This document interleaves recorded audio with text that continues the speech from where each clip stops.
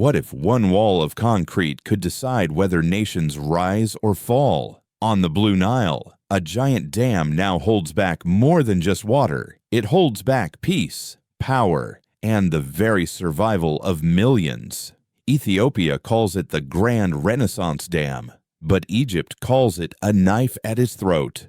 Sudan stands in the middle, torn between fear and opportunity. This is not just engineering.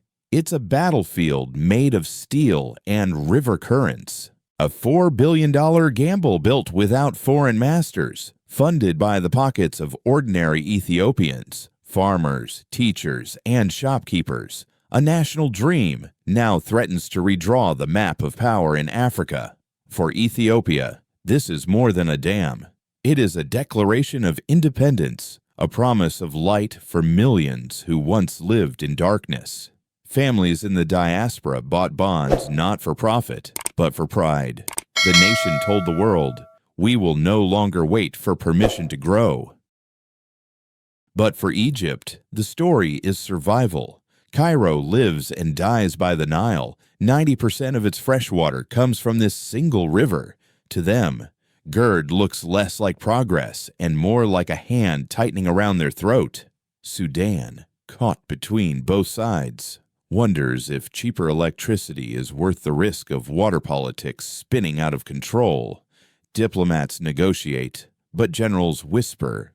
Some warn this dam could spark Africa's next great conflict. So, the question is simple, but explosive. Is the Grand Ethiopian Renaissance Dam a miracle of African self-reliance or a fuse waiting to ignite the region? Ethiopia calls it a project of peace. Egypt calls it an existential threat. And the world, watching closely, wonders whether this is Africa's greatest triumph or the silence before the storm. Now I ask you, if a river can divide nations, can it also unite them? And if one dam can change the balance of power in Africa, who truly controls the future, the builder, the neighbor, or the river itself? The dam that redrew Africa's map? How did Ethiopia do it alone? When Ethiopia first laid the foundation stone for the Grand Renaissance Dam in 2011, the world scoffed. How could one of Africa's poorest nations build the largest hydroelectric project on the continent without billions in foreign loans, foreign supervision, or the blessing of its powerful neighbors? The skepticism was not just financial. It was political, even existential. For many outside observers, GERD was a fantasy doomed to collapse. Yet, brick by brick, sacrifice by sacrifice, Ethiopia turned that fantasy into a wall of concrete towering over the Nile. The first and most daunting challenge was money. Large dams are usually born from World Bank loans, foreign contractors, and decades of international oversight. But Ethiopia rejected that path. The government announced a nationwide funding drive.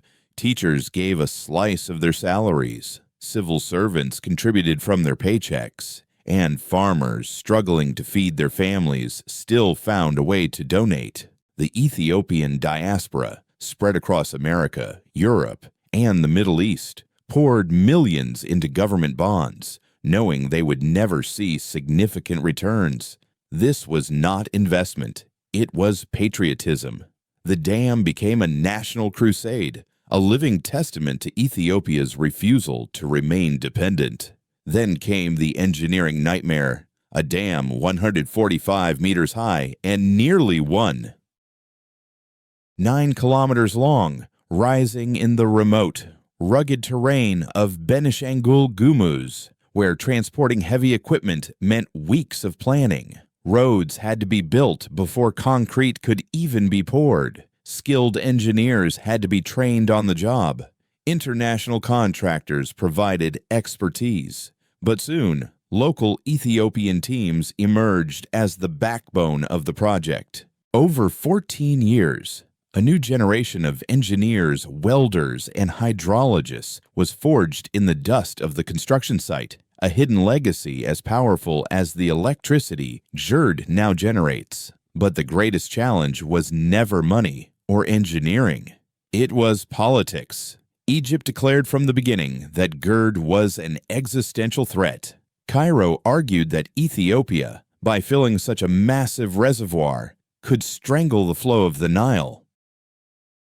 Decades-old treaties signed in colonial times gave Egypt disproportionate rights to the river, and suddenly Ethiopia was tearing up that script. Sudan, meanwhile, watched nervously, tempted by promises of cheap electricity, yet fearful of how Ethiopia might manage the dam during drought or flood. Negotiations dragged through African Union halls, with world powers occasionally stepping in. At times, the rhetoric grew so sharp that military action was whispered openly. Through it all, Ethiopia stood firm. The dam was for electricity, not for water theft. Officials argued it would stabilize the river's flow, reduce devastating floods, and provide reliable power for millions. And slowly, as turbines began to spin, Ethiopia proved it was not bluffing. Today, 6 turbines are already connected to the national grid, powering homes, schools, and factories that once went dark for days. When all 11 turbines reach full capacity, GERD will produce 6,450 megawatts, more than doubling Ethiopia's entire electricity output. And the impact is not confined within its borders. Sudan, Kenya, and Djibouti are already lined up to purchase the new electricity, plugging Ethiopia into the heart of East Africa's energy market. For the first time, Addis Ababa is not only keeping its lights on, it is selling light to its neighbors. So here is the question you cannot ignore. Was this dam built with steel and concrete, or with the stubborn will of a people refusing to bow? And if Ethiopia, against every prediction, could deliver Africa's greatest hydroelectric project alone, what else might this continent achieve when it no longer waits for foreign permission? When a dam becomes a weapon, will the Nile spark Africa's next war? The climax of the GERD story is not measured in concrete, but in the ripples of diplomacy and the whispers of war. When the Nile's flow was dammed, it wasn't only water that stopped, it was the balance of power across northeast Africa that began to shake. For Egypt, whose very survival depends on the Nile, the dam is a dagger hanging over its throat. More than 90% of Cairo's fresh water comes from this single river. To Egyptian leaders, GERD is not development, it is an existential threat. If Ethiopia controls the reservoir, it controls the fate of 110 million Egyptians. The debate is no longer about how fast the water is stored. The debate is, who truly holds the key to Egypt's survival? Sudan stands in the gray zone. On one hand, it craves the promise of cheap, stable electricity. On the other, it fears Ethiopia might operate the reservoir unilaterally, putting Sudan's own dams and irrigation systems at risk. Each rainy season, each drought cycle, Sudan waits nervously for decisions made in Addis Ababa. For Khartoum, GERD is both an opportunity and a gamble with uncertain odds. For years, the negotiating table has been a battlefield without bullets. The African Union has stepped in repeatedly, while global powers, from the United States to the European Union to China, have tried to mediate. They know well that a water war along the Nile would be a disaster far beyond the region. Yet, despite all the declarations of peace, the shadow of military escalation lingers. Egyptian media has floated rumors of potential airstrikes on GERD, joint military exercises, and public threats. All options are on the table, have kept tensions strung as tight as a bow. Ethiopia, however, has held firm. Its message, GERD steals no water, it only generates electricity. Addis Ababa insists the dam will stabilize the river, reduce floods, and shield the basin from the worst of droughts. But for many Egyptians, who see the Nile as the nation's lifeblood, such assurances sound fragile, like promises carried away on the current. The climax also lies in divided global opinion. Some hail GERD as a triumph of African self-reliance, a project built without dependence on foreign financiers, a declaration that Africa can claim its future without external permission. Others warn darkly, wars of the 21st century may not be fought over oil, but over water. And GERD could be the first spark. Within Ethiopia itself, pride is mixed with sacrifice. Thousands of workers spent years in remote camps, cut off from their families, enduring brutal heat and dangerous conditions. Entire communities were uprooted to make way for the vast reservoir. They received compensation, but lost their ancestral land, their memories, their heritage.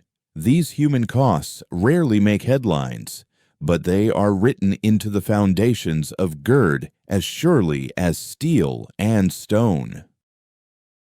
Now, as 6 turbines spin and millions of homes are lit, the question grows sharper. Is this truly proof of an Africa rising on its own, or the opening act of a new and dangerous cycle of tension? Because sometimes a project can light up a continent, but it can also set an entire region on fire. Light or darkness, when a dam redirects a river, where will humanity go? Behind the massive wall of concrete on the Nile, civil and political consequences ripple outward like waves that cannot be stopped. GERD is not just producing electricity, it is reshaping daily life, redefining how governments calculate power, and rewriting how an entire continent believes in itself. In Ethiopia, light has finally reached villages once drowned in darkness. Children can study after sunset, hospitals are no longer at the mercy of expensive diesel generators, and factories no longer fear prolonged blackouts. With 6,450 megawatts once all turbines run, Ethiopia for the first time will have surplus electricity to export. That means not only Addis Ababa lights up, but Nairobi, Khartoum, and Djibouti will also draw current from the dam. A country once dependent suddenly becomes an energy hub. But with light comes shadow. Tens of thousands of people living in the reservoir area were forced to abandon ancestral lands. They received compensation, but they lost farms, lost cemeteries of their forefathers, lost centuries of memory. Resettled communities must now adapt to new lands, while the question lingers in their minds. We sacrificed for the nation's future, but who will return to us our past? For Sudan and Egypt, the consequences take different shapes.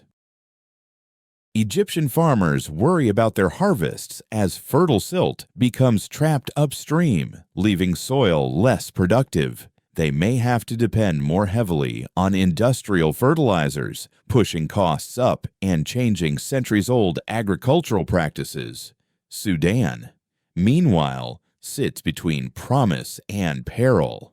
If Ethiopia cooperates, Sudan gains reliable water flows and cheap electricity. But if Addis Ababa acts unilaterally, a sudden release of water could wash away entire fields and lives. On the political chessboard, GERD elevates Ethiopia into a new power player. Whoever controls electricity controls the pace of regional development. When Sudan or Kenya must purchase power from Ethiopia, it is not only an economic exchange, it is political dependency. A power line can become a leash binding national interests. And from afar, global powers watch intently. The United States wants stability to safeguard ally Egypt. China wants its infrastructure investments protected. Europe worries about food security and migration flows. From a hydroelectric project, GERD has morphed into a global geopolitical pawn.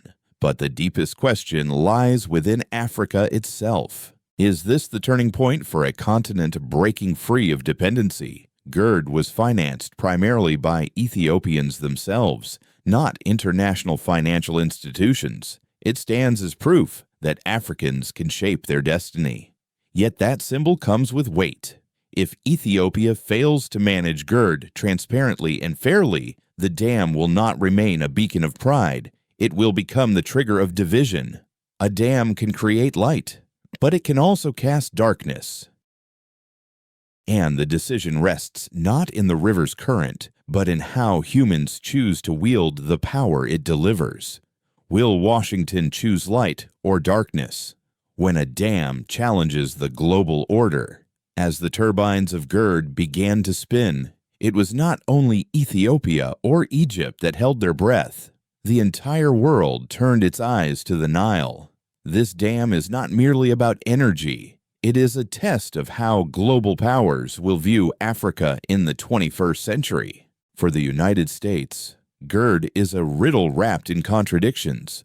Washington has long regarded Egypt as a strategic ally in North Africa and the Middle East. The Nile, in American eyes, is not just a river. It is the lifeline of more than 100 million Egyptians. And its stability is tied to the broader security of a region already fraught with tension. If Egypt feels threatened, instability could ripple from the Mediterranean to the Red Sea. Yet at the same time, Washington recognizes GERD as a symbol of African self-reliance, a message of hope at a moment when the U.S. seeks to reset its relationship with Africa. So where does America stand? Support Egypt's survival or respect Ethiopia's dream? This is Washington's dilemma. Europe sees the issue through another lens: migration and food security. If Egypt loses water, crop failures may follow. Food insecurity could drive millions from their homes, not just within Egypt, but across the region. And where would they go? Toward the Mediterranean, toward Europe. For Brussels, GERD is not just an African matter.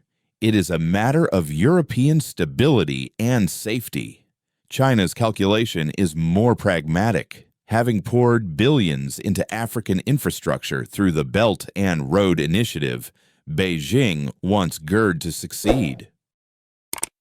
A thriving, energy-rich Africa proves that development can occur outside Western systems. Yet, if the project triggers conflict, all those investments, railways, ports, trade corridors, could be thrown into chaos. For China, GERD is a mirror of both opportunity and risk. At the global level, GERD is entangled with the climate debate. The world urges countries to cut emissions and transition to renewables. Ethiopia points to GERD and says, "We are doing our part, generating clean energy for the entire region." This puts global powers in an awkward position. How can they oppose a dam that reduces fossil fuel reliance, while at the same time demanding developing nations embrace green transitions? But the deeper message of GERD echoes far beyond the Nile. It resonates with a rising African chorus that leaders like Burkina Faso's Ibrahim Traoré now embody. His voice, though focused on agriculture and gold rather than water, sings the same refrain. Africa must write its own story, control its own resources, and stop waiting for permission from outside. GERD and Traoré may stand in different arenas, hydropower on one side, food and industry on the other, but together they form a new narrative. We will not accept dependency. For older Americans, many of whom lived through the Cold War and energy crises, GERD sparks familiar memories. They remember when oil was weaponized, when superpowers fought proxy wars over resources.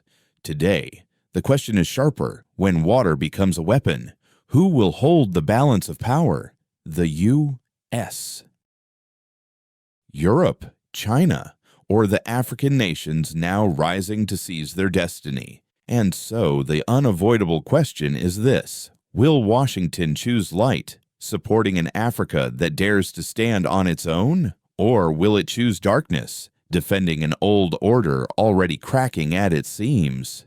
Africa's future Light from the dam or shadows of conflict?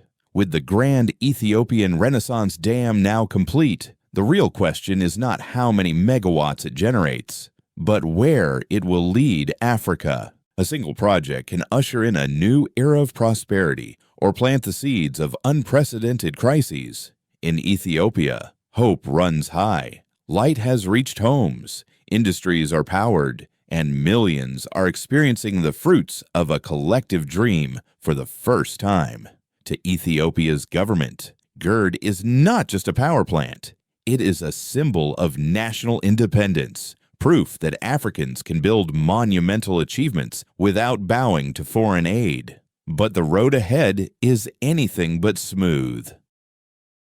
If Addis Ababa fails to manage the dam fairly, if downstream nations like Sudan and Egypt are not assured their rights, hidden sparks could ignite into real conflict. One unstable rainy season, one unilateral water release could set off tensions spiraling out of control. At the regional level, GERD could become a bridge. If Ethiopia supplies electricity reliably, it will knit East African nations together into a web of economic interdependence. Shared benefits can reduce the risk of war.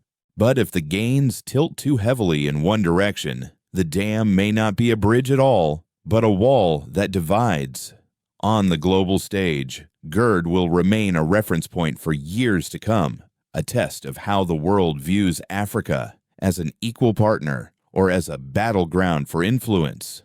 From Burkina Faso to Ethiopia, from Ibrahim Traoré to Abiy Ahmed, a new generation of African leaders is sending the same message.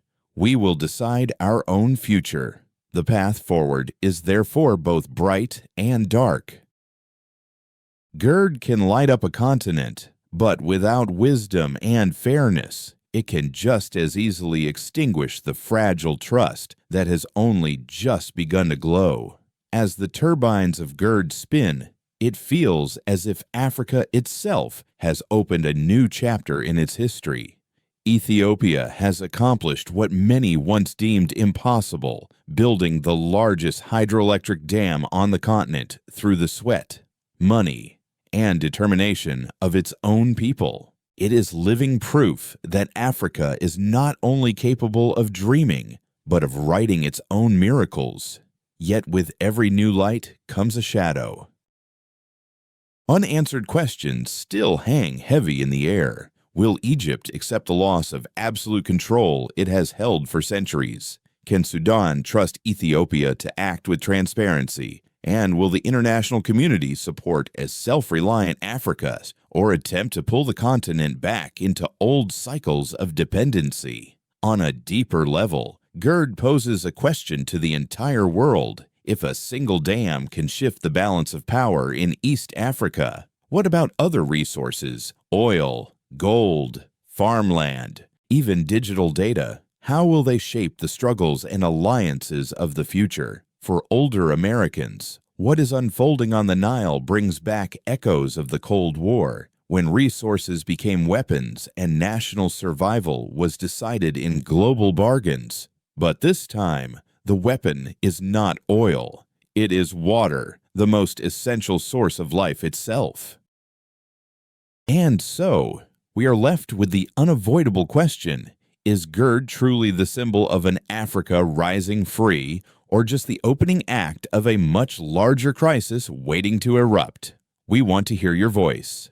Do you believe this is the dawn of a self-reliant Africa, or the shadow before a storm of conflict? Share your thoughts in the comments. And do not forget to subscribe and hit the notification bell, because in our next videos, we will continue uncovering the stories no one dares to tell, yet which are shaping the destiny of an entire continent.